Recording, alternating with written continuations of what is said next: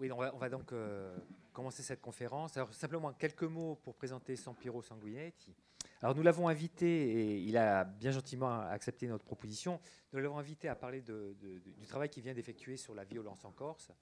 Et il a produit tout récemment un ouvrage qui en plus, arrivé au bon moment. Hein, il y a ce débat sur la violence que nous connaissons sur l'île. Donc, voilà, nous souhaitions avoir son témoignage sur cette violence. Il a fait un travail qui est un travail de chercheur. Il a fait un gros travail de collecte d'informations, d'analyse de documents. Donc c'est le résultat de ce travail qui va nous exposer. Et pour compléter la présentation, quelques mots sur Sampiro Sanguinetti, journaliste. Pour les jeunes qui ont 18-20 ans, la télévision régionale, c'est une chose évidente, ça ne pose pas de problème. Cette télévision régionale, malgré tout, a eu une difficulté pour s'installer. Il a fallu pratiquement l'imposer, ça n'a pas été simple. Sampiro Sanguinetti a été un des acteurs de cette régionalisation de la télévision. Donc voilà, si nous avons Viastel maintenant, si nous avons droit à cette info régionale tous les jours, c'est parce que des gens comme Sampiro ont travaillé pour ça. Voilà.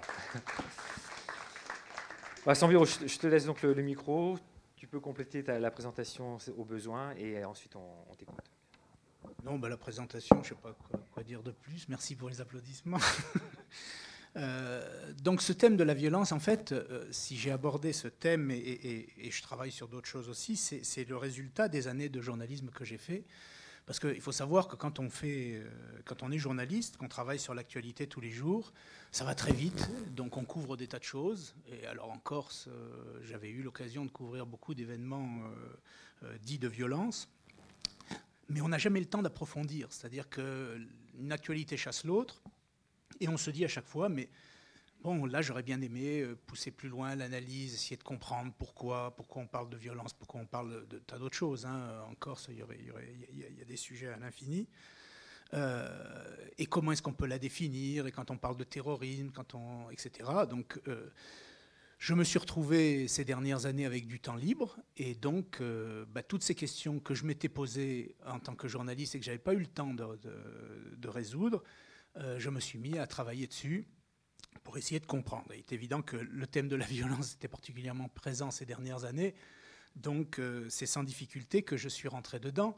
Et je dirais que ce qui me frappe aujourd'hui, quand on parle de cette violence, ce qui est très, très, très frappant, c'est de voir, a priori, les contradictions incroyables qu'il y a dans les discours officiels, en particulier, mais dans le discours en général, sur ce thème de la violence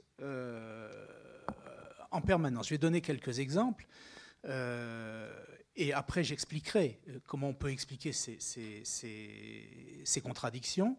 Un exemple, en mai 2011, le préfet de Corse, Patrick Stroda à l'époque, donne une interview à Corse Matin destinée à décrire ce qu'il appelle les logiques mafieuses en Corse. Et qu'est-ce qu'il déclare dans cette interview? Au détour d'une question, il dit « Il est vrai qu'en matière de délinquance généralisée, la Corse est l'une des régions les moins criminogènes. » Alors, c'est étonnant, puisqu'on est dans une interview sur les logiques mafieuses, et le préfet reconnaît ou dit dans cette interview, à un moment donné, que la Corse est l'une des régions les moins criminogènes. On était en 2011. Un an plus tard, il y a l'assassinat d'Antoine Solacaro, puis de Jacques Nasser, et le même préfet déclare que la Corse est la région la plus criminogène d'Europe. Vous voyez les contradictions incroyables dans la bouche d'un même personnage, mais on pourrait prendre n'importe qui, les ministres, etc., au sujet de la Corse. Et bien sûr qu'il y a une explication à ces deux remarques que je vais expliquer après. Mais pour le public, dans le terme de communication, c'est absolument incompréhensible. Ce slogan de Corse, la plus criminogène d'Europe, est repris par tous les journaux de manière courante depuis quelques années. Or, curieusement, cet été, un journal et un institut de sondage font une enquête et nous révèlent que dans cette Corse qu'on dit mafieuse, qu'on dit la plus criminogène d'Europe, eh bien, 90% des habitants se sentent parfaitement en sécurité. Autre contradiction, c'est totalement, a priori, vu de l'extérieur en tout cas, c'est incompréhensible. Et puis, des journalistes écrivent des livres à sensation. Bon, il y a les parrains corses, la guerre des parrains corses, Razzia sur la Corse, pour nous expliquer que règne en Corse une mafia à l'abri de ce qu'ils appellent la loi du silence. Or, ces mêmes livres nous révèlent que la police sait un nombre de choses incroyables. Et en les lisant, nous qui habitons en Corse, alors qu'on nous dit qu'on sait tout et qu'on ne parle pas, on découvre tout d'un coup qu'il y a des informations là qu'on ignorait complètement, tout simplement parce que ces livres sont écrits à partir des procès-verbaux de police, et que dans ces procès-verbaux de police, il y a les comptes rendus, par exemple, des écoutes téléphoniques, et on s'aperçoit qu'il y a énormément d'écoutes téléphoniques, mais pas seulement d'écoutes téléphoniques, de sonorisation d'appartements, etc. Et donc, il y a là aussi une contradiction qui est difficile à expliquer entre cette affirmation de la police ne sait pas parce que les Corses ne parlent pas, et puis la découverte que comme on n'est pas très nombreux, on est quand même une île où il y a la plus forte proportion de policiers par tête d'habitants en France, qui a des écoutes, etc. La police, en réalité, c'est énormément de choses. Alors, qu'est-ce qu'on nous dit? Pourquoi est-ce qu'on nous dit qu'on ne sait pas et que c'est la loi du silence qui règne, alors qu'en réalité, sont écrits dans les mêmes livres qui dénoncent ça, absolument tout ce qu'on peut savoir. Alors, bien sûr, à partir de là, je crois qu'il faut s'interroger sur qu'est-ce que c'est que cette violence en Corse. Et donc c'est là où j'ai fait une étude, effectivement, à partir de tous les comptes rendus annuels des ministères de l'Intérieur, aussi bien français d'ailleurs qu'italiens, puisque la question de la mafia se posait, et puis un certain nombre d'autres documents dont je parlerai. Et qu'est-ce qu'on découvre? En quoi la Corse se distingue-t-elle vraiment au niveau de la violence? Il faut savoir que les statistiques de police dans toute l'Europe montrent que la violence dans nos sociétés occidentales, c'est pour moitié les cambriolages et les vols, et pour l'autre moitié, ce qu'on appelle les atteintes aux personnes, dont les homicides, la délinquance économique et financière, et ce qu'ils appellent autres délits, qui comportent notamment destruction de biens, trafic de stupéfiants, etc. Donc la moitié des délits dans la plupart des pays d'Europe, dans tous les pays d'Europe, et c'est un peu plus de la moitié même, c'est vol et cambriolage. À partir de ce schéma, de ces 4 chapitres de la violence, comment est-ce que la Corse se distingue? De 2000 à 2010, la Corse est la région métropolitaine, puisqu'elle est classée par les forces de police, et j'expliquerai tout à l'heure, ça a son importance dans les régions métropolitaines, où le taux de vol et de cambriolage est le plus faible, et de loin. C'est ce qui va expliquer la remarque du préfet disant « la Corse est la moins criminogène d'Europe », parce que les cambriolages, les vols, ce sont des milliers et des milliers d'actes. Les homicides, c'est 20 à 30 pour une île comme la Corse. Alors on voit bien que quand la police, chaque année, sort, vous les entendrez parce qu'ils le font chaque année, des statistiques sur le taux global de délinquance, chaque fait est une unité. Alors un vol à la tire et un homicide, c'est la même chose. Et donc effectivement, dans ce cadre-là, la Corse est très peu criminogène. Elle vient dans les régions françaises en queue de peloton, parce que, ayant très peu de vols et les homicides comptant pour très peu dans le taux global, effectivement, la Corse est peu criminogène. Par contre, alors, autre particularité, ça c'est la première, autre particularité, quand on regarde ces statistiques, les mineurs, la Corse est la région où les mineurs impliqués dans les faits de délinquance sont le moins importants. Et c'est systématiquement, ce n'est pas une année ou par hasard. Tous les ans, la Corse est en queue de peloton sur le nombre de mineurs impliqués dans des faits de délinquance. Je ne sais pas l'expliquer, personne ne l'explique d'ailleurs, dans ces statistiques, dans ces rapports de police, ça n'est jamais expliqué, mais c'est un fait. Il y a là, moi, dans ce livre que j'ai écrit, j'ouvre pas mal de portes en disant attention, il y a des questions qui se posent, moi je n'ai pas les moyens d'y répondre, ça demanderait des enquêtes, et je le soumets d'ailleurs à la sagacité des étudiants et des futurs chercheurs, parce que je crois qu'il y a vraiment du travail à faire en Corse de ce point de vue-là. La troisième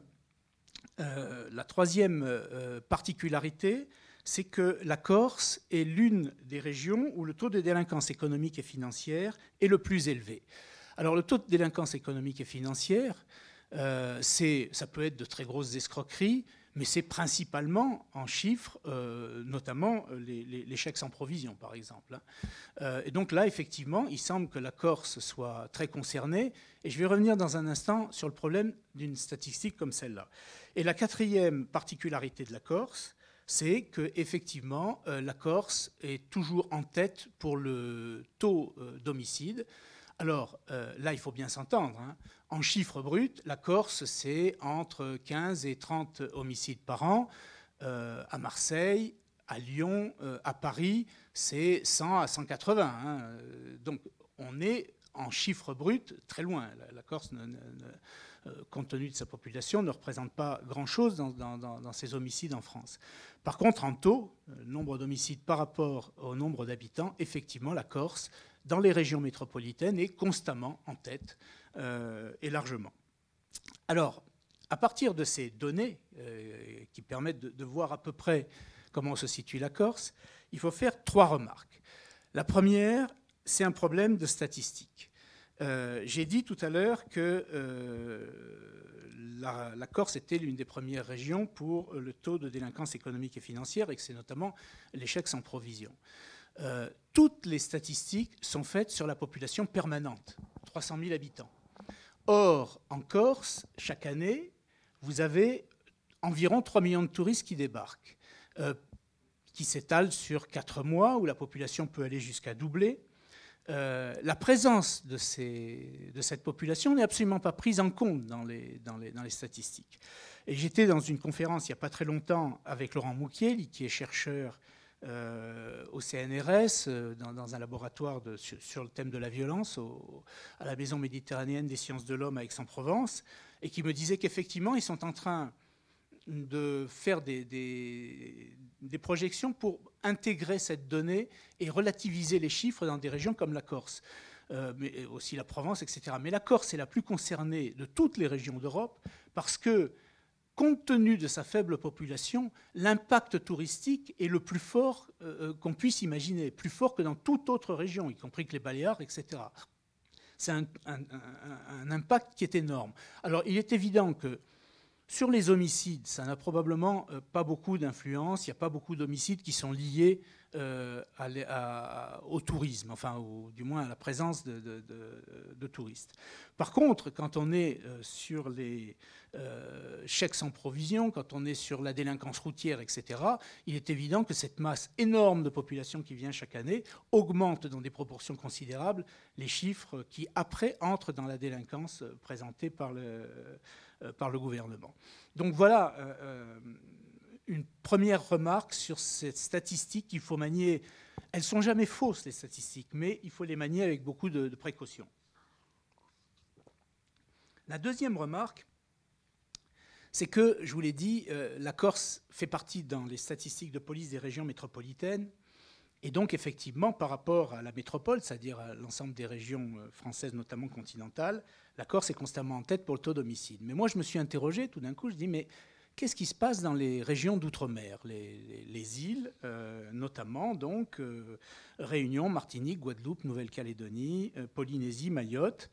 Et là, on s'aperçoit, quand on fait rentrer ces îles dans la statistique, qu'elles sont toutes au même niveau que la Corse. Alors c'est des fois la Corse qui est en tête, des fois Mayotte, des fois la Nouvelle-Calédonie, etc. Mais effectivement, toutes ces îles françaises sont en tête pour notamment la statistique de taux d'homicide. Il y a une région que je mets à part, parce qu'alors elle est encore à un niveau largement supérieur, qui est la Guyane, qui n'est pas une île. Mais on peut se poser la question, puisque entourée à la fois d'eau et de la forêt amazonienne, elle est presque dans une situation d'insularité. Enfin là, les taux sont absolument épouvantables. Enfin, ils sont épouvantables partout, mais encore plus qu'ailleurs. Là, on s'aperçoit, quand on fait la mesure de ça, qu'il y a donc deux réalités dans ce problème des taux d'homicide en France. Celle des régions continentales métropolitaines, qui ont entre 0,5 et 3 homicides pour 100 000 habitants chaque année. C'est comme ça que ça se calcule, hein, les homicides, c'est pour 100 000 habitants. Et puis, il y a les îles, l'outre-mer et la Corse, où le taux d'homicide est de 3 à 9 homicides pour 100 000 habitants chaque année. Hein, voilà. Donc ça, c'est les deux réalités dont on ne nous parle jamais. Alors, on parle énormément en France de ce taux d'homicide épouvantable en Corse, mais on ne vous dit jamais qu'à la Guadeloupe, à la Réunion, en Nouvelle-Calédonie, c'est la même chose. Il y a des taux extrêmement forts. Pourquoi on n'en parle pas, je n'en sais rien. D'ailleurs, on parle peu de ces territoires d'outre-mer, faut bien le reconnaître. Voilà. Alors, moi, je me suis posé une question immédiatement, bien sûr, quand j'ai fait cette étude. Je me suis dit, mais est-ce que ce serait un phénomène insulaire? Alors, est-ce qu'il y aurait un taux d'homicide plus important dans les îles en général? Alors, j'ai été rechercher dans toutes les statistiques que je pouvais trouver. Sur d'autres îles dans le monde, c'est difficile de trouver des statistiques, mais enfin, j'en ai quand même trouvé sur l'Islande, sur Chypre, sur Malte, etc. Et non, l'Islande est au même taux que les régions continentales européennes. Malte a un taux d'homicide qui est assez faible, Chypre aussi. Bon, donc ça n'est pas nécessairement un phénomène insulaire, et je dis pas nécessairement parce que quand même, j'y reviendrai tout à l'heure, il y a des rapports, c'est-à-dire que quand on aborde la question de savoir pourquoi il y a de la criminalité, tout d'un coup, on s'aperçoit que ces îles ont la même situation économique, même taux de chômage très important, taux de pauvreté très important, problème d'échec scolaire, etc., etc., problème de gestion mal maîtrisée du tourisme, etc. J'y reviendrai tout à l'heure. Mais donc c'est peut-être ça, le rapport qu'il y a entre l'ensemble de ces îles pour expliquer cette problématique. Donc ça, c'était la seconde remarque. La troisième remarque, c'est que l'importance du taux élevé d'homicide en Corse n'est pas une nouveauté, c'est une constante dans l'histoire de la Corse. Et je voudrais préciser un petit peu les choses. Cette histoire de la violence, de la délinquance, je la divise en quatre périodes, sans remonter à l'Antéchrist. La première période, je dirais que c'est avant le XVIIIe siècle. C'est une période pour laquelle on a des témoignages très importants, mais on n'a pas de statistiques. Alors ces témoignages, Antoine-Marie Graziani en a fait un livre très intéressant où il étudie effectivement ce qu'a été cette violence dans la société des villages en Corse avant le XIXe siècle. Mais encore une fois, donc il le décrit très bien, mais encore une fois, on ne sait pas exactement quel est le rapport entre cette violence en Corse et la violence dans d'autres régions, d'autres îles et d'autres régions, parce qu'on n'a pas de statistiques comparatives pour dire la Corse, c'est vraiment beaucoup plus que d'autres, ou c'est simplement une impression, etc. Et puis, il y a le XIXe siècle. Alors, le XIXe siècle, il y avait des chiffres, mais je n'arrivais pas à trouver quelles étaient les sources exactes de ces chiffres, et j'ai donc été me plonger dans une série de documents qui s'appelle le Compte général de l'administration de la justice criminelle en France. Ce compte général, c'est un rapport annuel qui est fait à partir de 1825 des services de la justice à l'intention du chef de l'État. Donc au début, c'est le roi, puis l'empereur, puis le président de la République, chaque année, et dans lequel on rend compte de toutes les affaires qui ont été en chiffres, hein, c'est-à-dire le nombre d'homicides qui ont été jugés devant les tribunaux dans chaque région en France, etc. Et donc ça m'a permis de voir combien d'affaires d'homicides ou de vols avaient été jugées, comment les gens avaient été condamnés en Corse par rapport au reste de la France. Hein. Et donc, moi j'ai consulté à peu près 98 rapports, et on s'aperçoit qu'au XIXe siècle, la violence d'homicide est absolument considérable. Pour vous donner une échelle, En France, en moyenne, quand on regarde ces rapports, on arrive à 1 à 4 homicides pour 100 000 habitants dans la moyenne française. En Corse, au XIXe siècle, on est entre 15 et 35 homicides pour 100 000 habitants.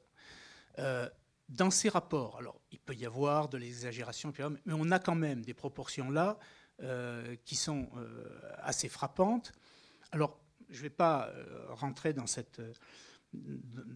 J'ai essayé de décrire et de dire dans mon livre pourquoi on a une telle violence en Corse à cette époque-là. Pour le dire très rapidement, quand on étudie par exemple Fernand Braudel, il vous révèle que effectivement, depuis toujours, dans les zones montagneuses autour de la Méditerranée, les États dominants ont eu du mal à faire pénétrer les lois jusque dans le cœur des montagnes. Ça a été vrai pour l'Albanie, c'est vrai pour la Corse, ça a été vrai pour la Kabylie, etc. Et donc,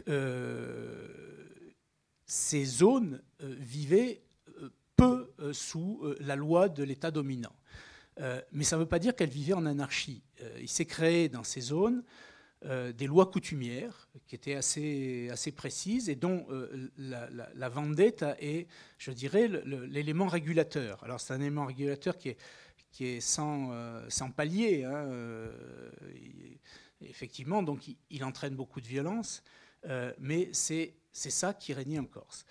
Quand on étudie un historien anglais qui a beaucoup travaillé sur le problème de la vendetta, qui s'appelle Stephen Wilson, il vous dit au XIXe siècle, la France veut faire avancer la pénétration des lois dans l'intérieur de l'île.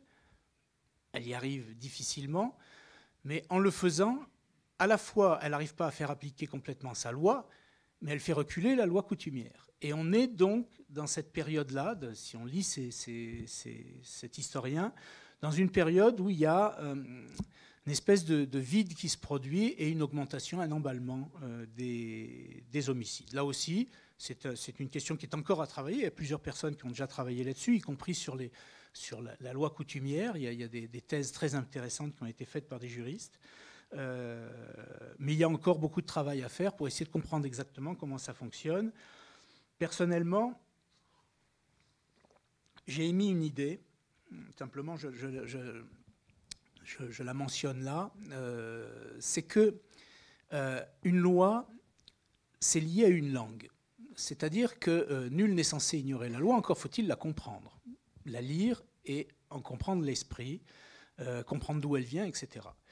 On est dans une région comme la Corse avec deux langues. Et au XIXe siècle, on a deux langues, une langue qui est le français, qui correspond à la loi française, et une langue qui est le corse, qui a comme mémoire les lois coutumières qui, depuis très longtemps, s'appliquent en Corse. Je crois que c'est la question que je pose et que je pose à un moment donné dans mon livre. Je crois que c'est une affaire très délicate parce que de nos jours encore, la loi n'ayant jamais été valorisée en langue corse, les deux langues restent des langues qui font référence à des échelles différentes, à des textes différents, à des mémoires différentes. Moi, c'est en tant que journaliste que j'avais constaté cela, lorsque, dans les années 70, nous allions faire des reportages dans l'intérieur de la Corse. Je m'étais rendu compte que beaucoup de personnes, d'abord, parlaient mieux le corse que le français, et qu'ils ne disaient pas nécessairement la même chose en corse et en français. Ça m'avait frappé, je m'étais dit, mais c'est très curieux. Alors, il y avait une langue qui était plus dans le registre, effectivement, de la mémoire, de la sensibilité, de l'entre-soi, et puis une langue qui était plus, effectivement, liée à l'existence d'un État, d'une loi, etc. Et donc, dans ce livre, j'ouvre une porte en disant, je pose la question, est-ce que ça n'est pas dangereux, effectivement, d'être dans des régions comme cela où on ne permet pas à des gens qui parlent les deux langues de fait, qui vivent dans les deux langues, d'accéder aux mêmes références dans les deux langues. Et donc, on a une espèce de dualité en nous-mêmes, en chacun d'entre nous, qui existe, où à un moment donné, je vais m'exprimer en français, donc je fais référence là à la loi française, c'est incontestable et je la respecte. Et puis à un autre moment, je m'exprime en corse, et là, je ne suis plus dans la référence à la loi française et aux références de la France, je suis dans la référence à la mémoire de la Corse, qui est encore porteuse des lois douanières, des lois coutumières. Pardon, M. Coppola dit pour les lois douanières. Et effectivement, je peux avoir deux attitudes totalement différentes en moi-même vis-à-vis d'une même situation. Voilà, c'est une question que j'ai posée en écrivant ce livre, en disant ça demanderait une étude, parce que j'affirme pas, hein, je me pose des questions sur ça, et je pense que ça mériterait qu'on s'y penche.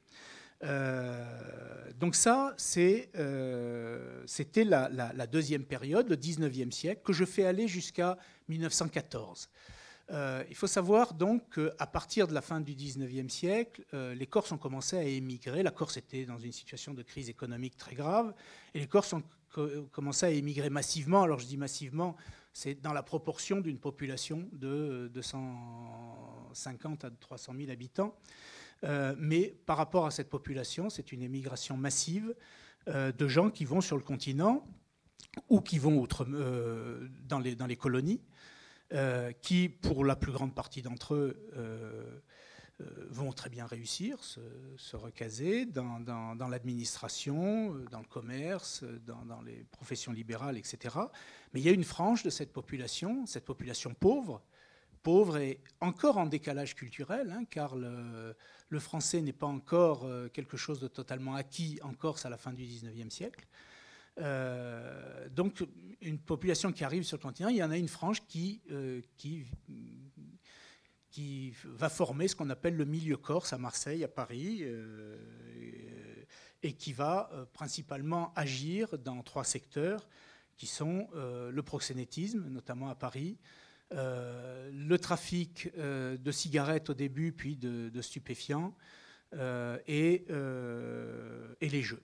Alors ça, voilà, la migration s'est faite entre la fin du 19e et 1914. Après, il y a la guerre de 14 qui va faire des ravages énormes. Et à partir de 1920, nous entrons dans la troisième période qui va de 1920 à 1970 et qui est une période où la criminalité, ces homicides qui étaient vraiment implantés sur le territoire corse, vont diminuer en Corse. Mais par contre, on s'aperçoit, quand on étudie l'histoire du milieu corse à Paris, à Marseille, à Grenoble, etc., qu'il y a un certain nombre d'affaires, 4 en particulier, qui font un nombre de morts incroyable dans le milieu corse, sur le continent. La plus connue, il y a l'affaire du Combinati, mais il y a eu aussi l'affaire de la guerre des Jeux, etc. C'est à chaque fois 50 à 60 morts. Ce qui correspond d'ailleurs, quand on a des affaires aujourd'hui, aux hécatombes auxquelles on assiste. Alors il y a quelques-uns de ces morts qui se passent sur ces homicides qui ont lieu en Corse, mais principalement ils ont lieu dans les grandes villes du continent, Toulon, Paris, Marseille, Nice, etc. Donc voilà, ça c'est la troisième période de cette criminalité, où elle a diminué en Corse, mais on s'aperçoit que dans le milieu corse, elle continue à exister. Et puis il y a la quatrième période qui commence dans les années 1970 jusqu'à aujourd'hui, où là il s'est passé quelque chose d'important, c'est-à-dire qu'entre 1950 et 1970, la Corse est arrivée au plus bas de sa situation économique et démographique. On était à 170 000 habitants, ce qui faisait de la Corse par rapport à son territoire un désert, avec une économie qui était quasiment exsangue. Donc il y avait une prise de conscience de cet état de faiblesse colossal dans lequel s'était retrouvée la Corse après-guerre. Et dans le même temps, il y avait la prise de conscience doucement que la Corse allait devenir, dans le sillage de la Côte d'Azur, un véritable Eldorado touristique, et qu'il allait y avoir des potentialités de développement extraordinaires.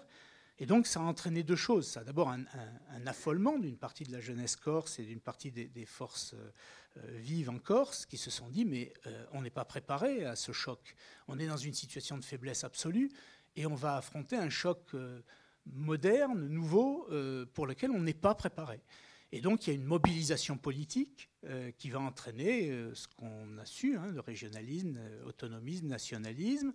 Et pour la première fois depuis très longtemps, une violence revendiquée et assumée politique. Donc ça, c'est le premier phénomène qui, effectivement, va déboucher sur une certaine violence, notamment la violence des attentats, qui va atteindre un paroxysme dans les années 82, 83, 84, où on est à 700, 750 attentats par an, ce qui est gigantesque et qui est un véritable défi à l'État, c'est vrai. Et puis, il y a une deuxième conséquence à cette prise de conscience, c'est que les voyous qui sont sur le continent, voyous ou hommes d'affaires, ou je ne sais pas, chacun les appellera comme il veut, qui sont à Toulon, à Marseille, à Paris, se disent mais la Corse, c'est notre pays, ils sont corses, ils y tiennent. Et en plus, on va pouvoir y retourner et faire des affaires, parce que les boîtes de nuit, les casinos, les hôtels, les restaurants, tout ça, on connaît, c'est là-dedans qu'ils travaillent. Et donc, ils vont revenir doucement dans les années 80 en Corse, et effectivement faire que le milieu corse revient vers la Corse et s'implante en Corse, et va particulièrement agir dans le tourisme à travers deux conséquences du tourisme. Le premier, c'est que quand il y a des afflux énormes de populations qui viennent des villes continentales où la consommation de stupéfiants se développe au cours de toutes ces années, elle n'a pas encore touché la Corse, mais dans toutes ces villes, elle se développe. Ces gens qui viennent en vacances vont formuler une demande par rapport à cela, et donc il y aura un marché qui se crée, et il y a effectivement, on le constate dans les statistiques, un développement énorme du trafic de drogue à partir de là, qui monte en flèche. Je le dis tout de suite, qui monte en flèche, qui nous paraît énorme à nous, qui, pour les polices, pour les services de police, ne paraît pas encore énorme, parce que même aujourd'hui, les chiffres qui existent, par rapport à ce que c'est à Marseille, à Paris, etc., ça reste des chiffres assez bas. Et moi, j'ai entendu des policiers dire, mais on ne prend pas en compte ça parce que les chiffres sont pas assez importants pour qu'on nous donne des moyens pour agir. Et donc, ils expliquent leur incapacité d'agir par là. C'est qu'on est toujours dans ce problème de la statistique en Corse, qui se fait par rapport à une population très faible et qui donc fausse tout. Moi, quand j'étais à la télévision, le budget de France 3 Corse était le plus petit budget, et il reste aujourd'hui le plus petit budget de toutes les régions de France. Mais quand vous demandiez à France 3 à quoi correspondait ce budget, il vous dit mais c'est le plus gros budget. Pour une raison très simple, c'est que si on le calcule par tête d'habitant, il est le plus gros budget. Les Corses ont le plus gros budget de télévision de France. Or, en réalité, ça n'est pas par tête d'habitant qu'on fait de la télévision, c'est à travers un instrument. Donc voilà, ces statistiques faussent toujours la perception. Et donc voilà ce qui s'est passé. Et la seconde chose dans laquelle la voyoucratie et le monde des affaires va se manifester, c'est bien sûr dans la spéculation foncière, puisque à partir de là, faire glisser des terrains agricoles qui ne valent rien en terrains constructibles devient un véritable jackpot. Et il y a des affaires à faire extraordinaires, et donc il va y avoir un développement de cette criminalité à travers ça. Mais tout ça, une fois qu'on l'a dit, ça ne nous dit pas complètement pourquoi il y a un taux d'homicide aussi important en Corse, et je dirais en Corse et dans les autres îles, puisque j'ai dit que c'était la même chose dans ces autres îles. Alors quelles sont les racines de cette criminalité, de ce type de criminalité, faible taux de cambriolage et fort taux d'homicide? Il y a deux thèses qui ont fleuri dans les années 1990, une thèse que je dis essentialiste, et une thèse, je dirais, qui est plus sociologique. La thèse essentialiste, pour moi, elle tourne autour de deux livres qui ont été écrits à cette époque-là, dans les années 90. Et encore une fois, je ne porte aucune accusation contre leurs auteurs, qui, à mon avis, se sont trompés, mais qui ont fait un travail très estimable. Ces deux livres, c'est Le crépuscule des Corses de Nicola Giudici, qui a eu à une époque en Corse une importance forte, parce que tout d'un coup, il soulevait une question qui était intéressante. Et le second livre, c'est Les Parrains corses de Jacques Folloroux et Vincent Nouzy. Alors que disent ces deux livres, que disent ces auteurs? Ben, pour le premier, Nicola Giudici nous dit que la Corse appartient au mezzogiorno méditerranéen, que ce mezzogiorno est factieux et mafieux par essence, et donc que la Corse est naturellement une île factieuse et mafieuse. Une citation, la société corse définit la Méditerranée par excellence parce qu'elle est une société factieuse par excellence. Une phrase que j'ai tirée du livre de Nicola Giudici. Et le parallèle, c'est bien sûr, ces sociétés méditerranéennes sont dominées essentiellement par la loi de l'omerta et la loi du silence. Voilà. Donc là, on a qui s'est formée une théorie de la Corse essentiellement mafieuse et factieuse. D'ailleurs, Nicola Giudici, dans son livre, fait l'amalgame entre ce qui se passe en Algérie, dans les Balkans, en Corse, au Moyen-Orient. Bon, moi, j'ai tourné pendant des années autour de toutes ces régions et évidemment, j'ai été choqué par ce genre de théorie parce que ce qui se passe dans toutes ces régions est totalement différent d'une région à l'autre. Il peut y avoir une existence d'une méditerranéité, encore que je suis très méfiant autour de cette idée d'un certain point de vue, mais on ne peut absolument pas faire de rapport dans les faits de criminalité entre toutes ces régions et dans les luttes qu'il y a et dans les combats qu'il y a. Donc ça, c'était une thèse. La seconde, celle des Parrains corses de Nicola Giudici, de Jacques Folloroux et Vincent Nouzy, donc il nous fait le portrait de 40 ans ou 50 ans ou 60 ans d'histoire de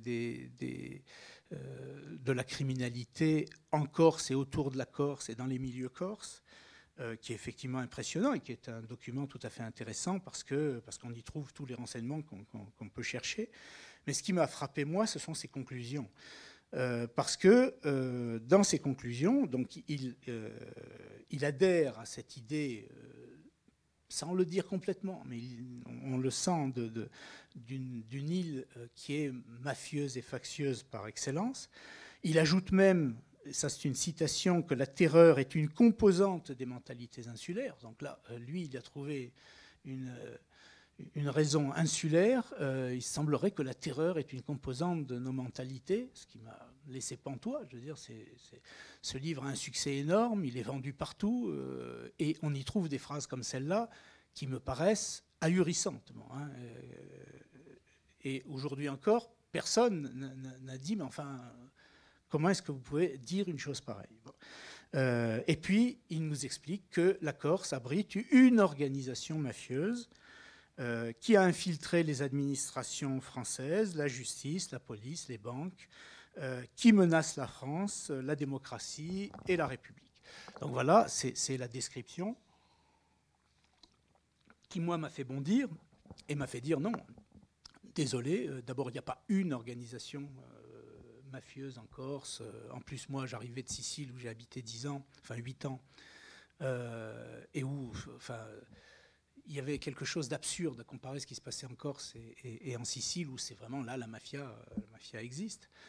Et donc, j'ai contredit cette thèse sur la mafia, ce qui fait beaucoup gloser, parce que ça passionne les gens manifestement de savoir si c'est mafia ou pas mafia.